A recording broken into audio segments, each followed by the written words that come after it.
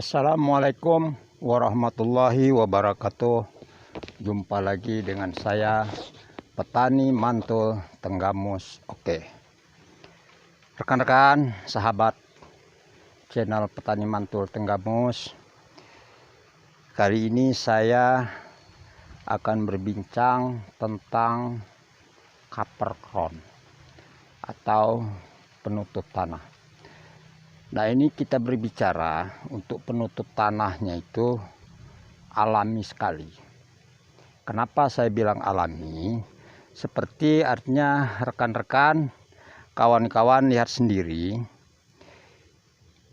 Yang kita bikin untuk penutup tanah ini tidak lain adalah rumput. Artinya rumput ini sangat banyak manfaatnya buat tanam tumbuh kita. Seperti yang saya contohkan ini, rekan-rekan. Ini rumput-rumput ini manfaatnya sangat banyak. Nah, ini coba kita lihat di pohon pepaya ini. Kita lihat di bawahnya ini. Ini banyak ditumbuhi akar. Nah, akar-akar ini kalau tidak kita tutup, artinya dia akan mati.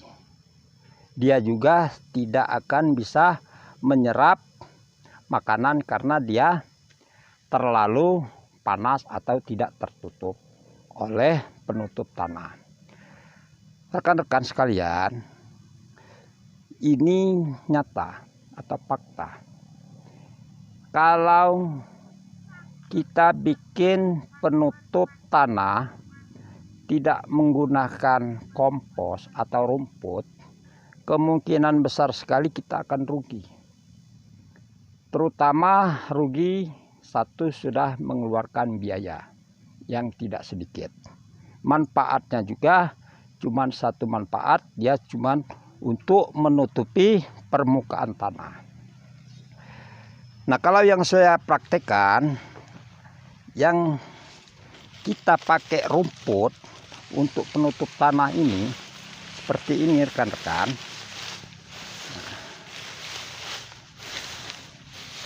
Kita tutup agak tebal. Jadi kalau kita tutup agak tebal, nah begini ya rekan-rekan.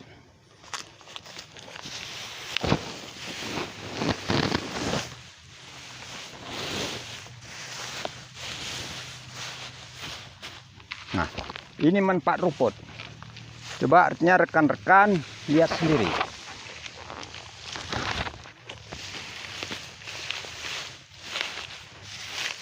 Kita bikin penutup tanah dari rumput.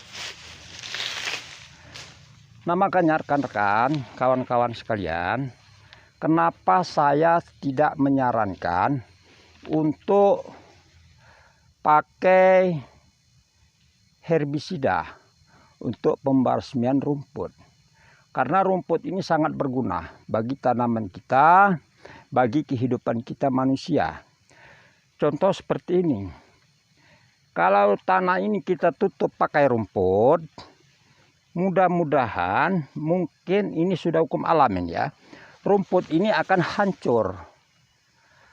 Rumput ini akan hancur, nanti rumput ini menjadi humus. Nah, humus rumput nanti akan membuat artinya pori-pori tanah menjadi banyak. Jadi sirkulasi udara yang ada di dalam tanah dia begitu cepat. Juga artinya cacing, kalau banyak rumput kita tumpuk di sini, tanah kan menjadi lembab. Di sanalah nantinya cacing akan berkembang biak. Nah, di saat cacing berkembang biak, cacing juga mengeluarkan kotoran dengan makan humus-humus yang kita taruh di bawah pohon pepaya kita atau pohon apapun juga. Nah, dengan tai cacing tersebut atau kotoran cacing tersebut, itulah yang bakal menjadi pupuk untuk makanan tanaman kita. Nah, itulah salah satu kelebihan, artinya kegunaan rumput yang ada di kebun kita. Tapi kalau rumput ini sudah kita semprot pakai herbisida, otomatis kebun kita, tanah kita menjadi rusak. Tanah kita menjadi keras, keasaman tanah tinggi. Tapi kalau kita koret, ini buktinya tanah kita menjadi gembur.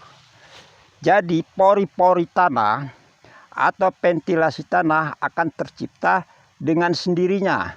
Pori tanah menjadi longgar. Di saat air hujan masuk, air hujan akan cepat menyerap ke bawah. Dan juga air hujan tersebut tidak akan cepat kering walaupun cuacanya sepanas ini. Nah, kalau artinya tanah kita ini sudah kering, sudah keras, sudah terlalu banyak keasamannya, di saat turun hujan, air tersebut akan menggenang. Jadi dia ke bawah tidak, ke atas pun tidak, karena pori tanah tidak ada, karena tanah terlalu rapat.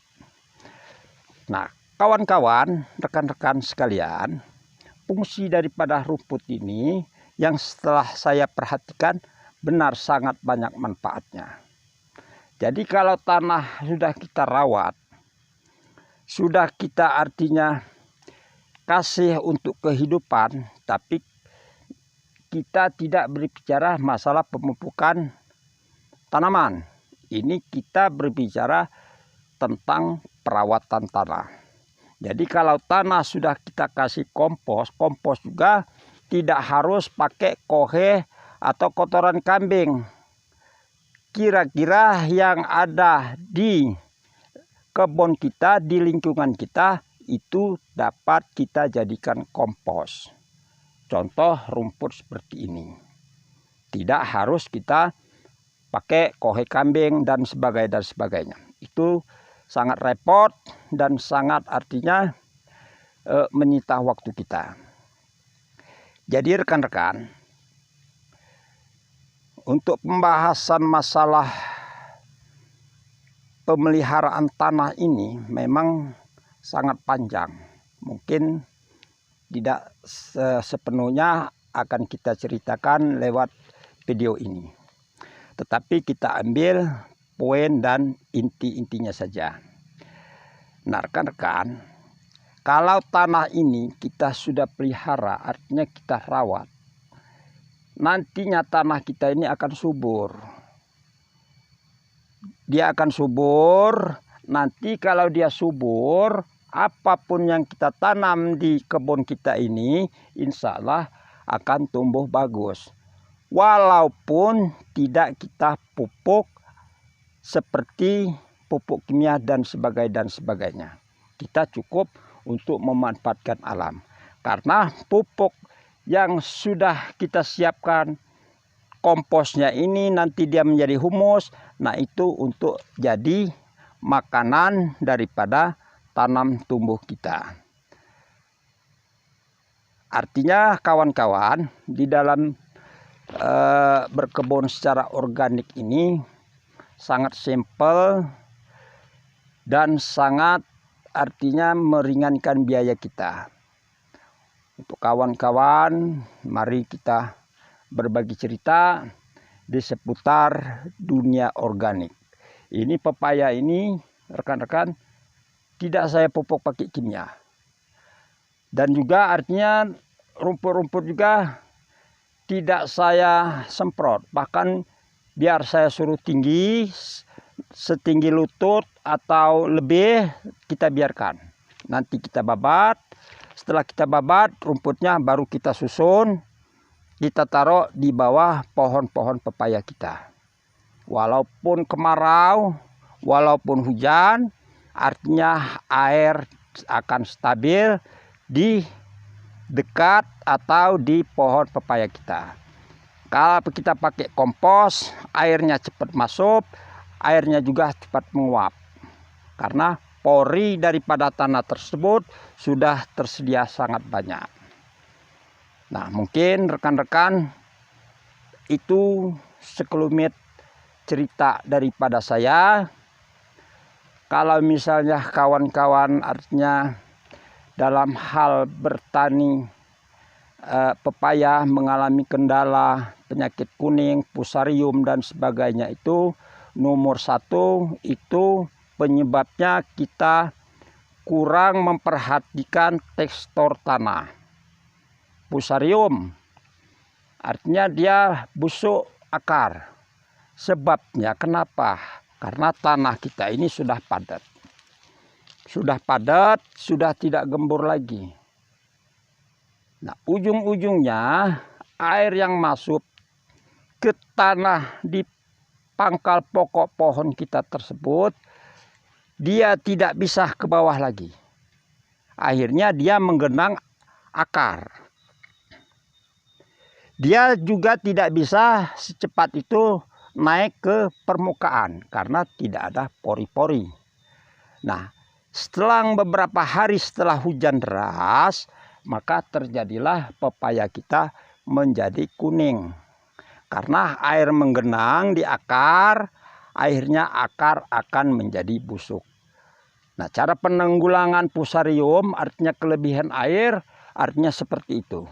Kita olah dulu tanah, kita menggunakan kompos.